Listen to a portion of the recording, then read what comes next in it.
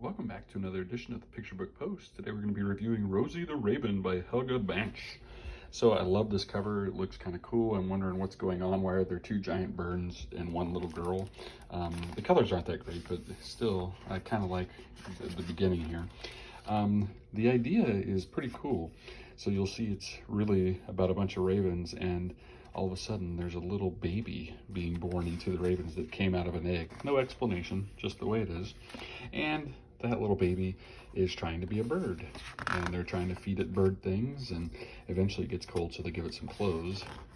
And all the other animals are trying to help and figure out, like, what is up? Why is there a little baby? And really, no one knows, and it's never really explained. And the baby decides, oh my gosh, I want to be a bird, so she does all kinds of things to become like a bird. But then she just realizes, you know what? Yeah, I'm all right.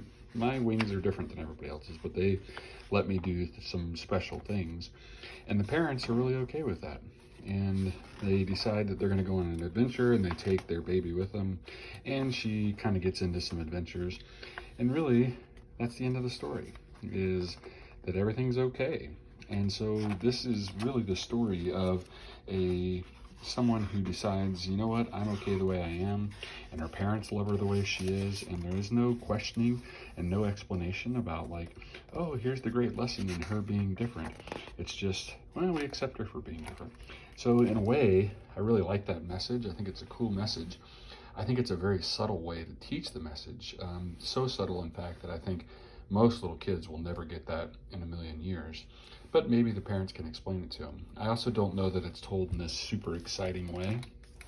It's really just about somebody living like a bird, and that's about it. It's not very funny. It's not very touching. It's just kind of there. So I do like the concept of it, and I do like the message of it. I just don't know that the telling of it was a real home run here. So anyway, that's all she wrote. Thanks for listening, and we'll talk to you next time on the show.